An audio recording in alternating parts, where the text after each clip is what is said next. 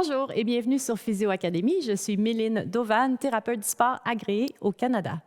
Aujourd'hui, je vous parle d'une évaluation fonctionnelle de l'épaule. Pourquoi une évaluation fonctionnelle? En fait, dans la réalité, quand on travaille avec des patients sportifs, souvent, on travaille avec des patients qui sont aux prises avec des douleurs à l'épaule qui sont chroniques ou qui sont récurrentes et qui ont depuis souvent plusieurs mois. Ce sont des douleurs qui ne les ont pas nécessairement empêchés de continuer leurs activités sportives, mais éventuellement, ils viennent nous voir. Et on arrive avec des gens qui sont aux prises avec, en fait, plusieurs problématiques potentielles. Accrochage, tendinopathie de la coiffe, instabilité, restriction de mouvement. Et c'est difficile de vraiment voir ou savoir qu'est-ce qui est venu en premier, l'œuf ou la poule? Mais en fait, ce qui importe, c'est de cibler les bonnes choses pour notre intervention, pour notre programme de rééducation. Et une de ces choses-là est quels sont les facteurs qui contribuent à la douleur, sachant que ça peut être l'un ou l'autre de ces symptômes, de ces diagnostics potentiels. Et selon l'étude de Lewis, 45% des patients qui sont diagnostiqués avec une tendinopathie de la coiffe des rotateurs ont un accrochage sous-acromial sur l'élévation, un élément qu'on peut très bien impacter avec la réadaptation. Donc, c'est un élément qu'on veut aller regarder dans notre évaluation fonctionnelle. C'est pourquoi j'utilise énormément le test d'élévation bilatérale des épaules, parce que le test d'élévation bilatérale des épaules me permet de voir la volonté du patient d'aller dans cette position-là d'élévation. Ça me permet de voir comment il s'y rend. Est-ce que j'ai une élévation bilatérale qui est non restreinte, qui est non compensée, qui, bien sûr, est non douloureuse? Dans plusieurs cas, elle ne le sera pas. Donc, elle va être soit restreinte, compensée et ou douloureuse. Donc, si on regarde l'élévation bilatérale, on va regarder sur Alex. On demande simplement au patient de lever les bras, paume vers l'intérieur pour amener les biceps près des oreilles.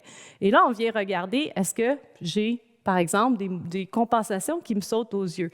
Souvent, on va voir, par exemple, une épaule douloureuse qui est un petit peu plus en élévation.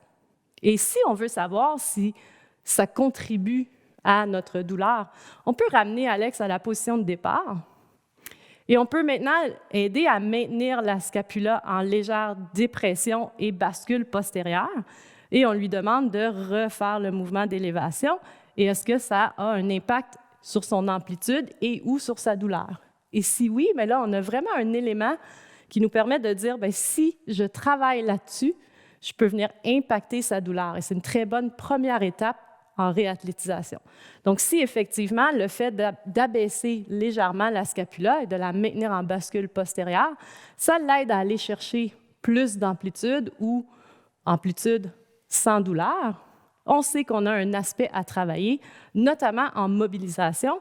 On veut venir réguler à la baisse cet angulaire de la scapula, élévateur de la scapula, qui s'active beaucoup trop, qui vient compenser le mouvement. On peut facilement faire cela au sol, donner un exercice d'automobilisation à Alex avec une balle. Donc, on va descendre au sol sur le dos, la tête par ici. Et on vient placer la balle dans la région de l'élévateur de la scapula, du trapèze supérieur. Ensuite, Alex, avec son bras, va faire des mouvements en diagonale. Donc, partir pouce vers la hanche opposée et venir faire une mobilisation avec balle pour élévateur de la scapula. On fait 1 à 2 minutes. Pour une petite région comme ça, normalement, 1 minute, ça devrait être suffisant. Alex devrait ressentir que ça commence à relâcher. L'objectif étant de réguler à la baisse cet élévateur de la scapula, ce trapèze supérieur, qui se surcontracte pour compenser au niveau du mouvement de son épaule. Ensuite, maintenant qu'on a régulé à la baisse ces muscles-là qui élevaient la scapula, on veut aussi travailler sur la bascule postérieure. Vous vous souvenez que sur le test d'élévation bilatérale, sur le côté où est-ce qu'il y avait une élévation excessive, lorsque je maintenais la scapula un petit peu plus abaissée avec une bascule postérieure, ça permettait à Alex d'aller chercher plus d'amplitude ou une amplitude non douloureuse. Ça enlevait sa douleur. Donc, on a travaillé sur réguler à la baisse les muscles qui sont responsables d'amener la scapula en élévation. Maintenant, on veut travailler sur la bascule postérieure de la scapula. J'aime toujours utiliser des exercices qui vont permettre aux patients d'avoir un bon ressenti de c'est quoi la scapula qui est en bascule postérieure. Donc, avec un bottoms-up kettlebell hold, donc tenir le kettlebell en position bottoms-up, on peut venir chercher ce ressenti-là. Donc, Alex va se placer en chevalier servant, jambe gauche en avant, et il va prendre son kettlebell avec la boule vers le haut, et il va venir juste tenir un petit peu en abduction, donc dans le plan de la scapula. Et le fait de devoir tenir la boule vers le haut, il va sentir ce travail-là d'espèce de rotation externe, et on va juste tenir dans l'amplitude, et il va sentir travailler ici ces muscles responsables de la bascule postérieure. Il va faire un hold, donc isométrique, contraction isométrique ici, pour un 20 secondes. Donc, on peut travailler sur 2-3 séries de 20 secondes ici.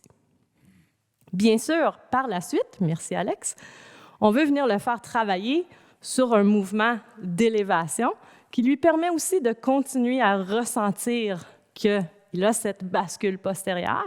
Il veut aussi ressentir qu'il ne compense pas avec cette élévation excessive. Donc, initialement, ça peut être intéressant de l'amener dans des exercices avec un peu moins d'amplitude, de ne pas l'amener complètement dans la pleine amplitude d'élévation, c'est-à-dire en pleine flexion de l'épaule.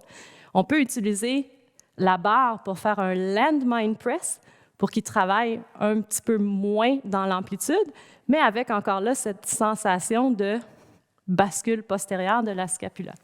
Avec le landmine press, c'est aussi intéressant parce que, même chose. Donc là, tu vas faire des répétitions, et arrête ici un moment, comme il a la barre ici à maintenir, et il ne veut ni qu'elle sorte vers l'extérieur, ni qu'elle rentre vers l'intérieur, il travaille encore ici sur sa stabilité scapulaire, tout en faisant son mouvement de pousser, développer au-dessus de la tête.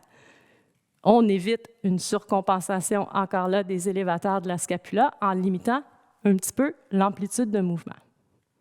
Merci, Alex.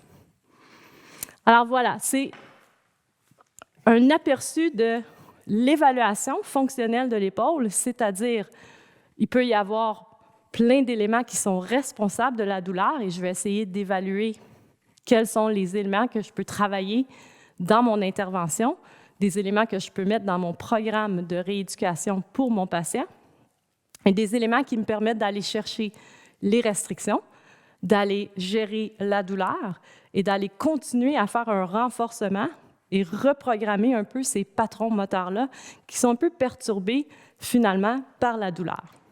Alors, merci d'avoir suivi cette vidéo et à bientôt sur Physio Academy.